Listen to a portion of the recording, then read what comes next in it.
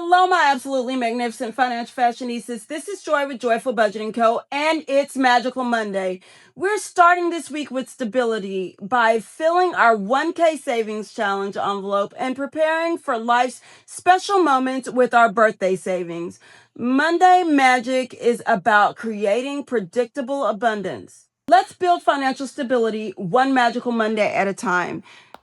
For our Magical Monday challenges, we have 50, 70, 90, 100, 5, 10, 15, 20, 5, 35, 45, 55, 65, 6, 7, 8, 9, 71, 2, 3, 4, 5, 6, 7, 8, 9, 81. $181 to put towards our challenges.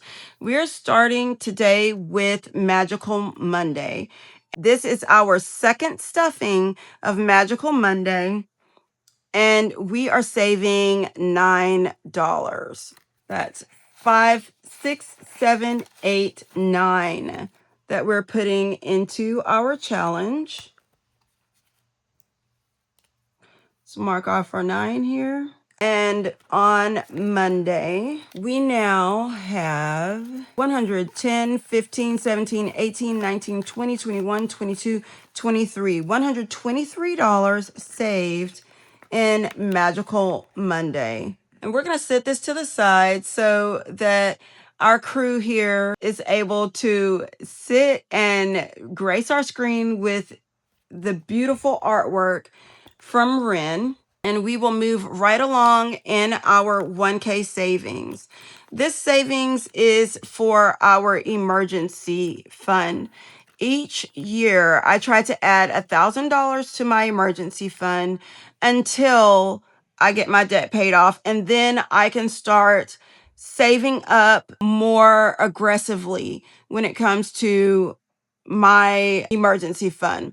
Now, I know a lot of people do the Dave Ramsey method where they save 1K and then they put everything towards debt. I'm having to do things in somewhat of a hybrid manner because I mentally cannot deal with not having the appropriate savings just in case something were to happen, because in my home, I'm the only wage earner. So that's what works for me. Now, doing the Dave Ramsey method, to the T, may be what works for you. And if so, that's great and that's fine. But remember, is your budget and it's supposed to work for you and your life and the way that you choose to live your life and the way that you choose to handle your finances. I'm sharing with you guys today so that you can see another way of doing things, so that you can have someone to do this with you, and also so you guys can help to hold me accountable. Now, in this envelope, we should have $110. We've got 20, 40, 60, 80, 90, 100, 5, 10. We've got $110, and we are doing great towards our $1,000 goal to add to our emergency fund this year.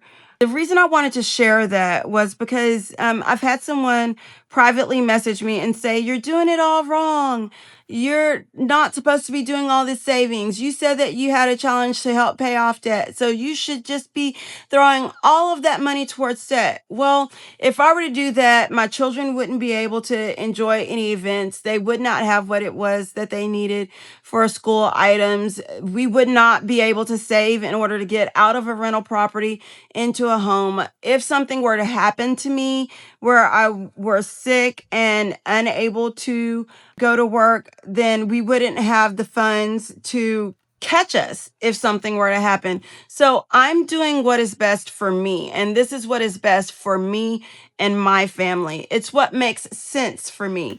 I know that quite a few of you have said, "Well, you're paying so much more in interest and things of that nature." Well, I have bills that a credit card can't pay, and I would be paying more in interest getting a payday loan in order to be able to cover my bills if something were to happen to me, then I pay an interest towards those cards right now while I'm trying to build my month ahead to be able to catch me. And while I'm trying to build an emergency fund in case something were to happen and we needed to incur a large debt or pay for car maintenance. So that's why do what makes sense to you.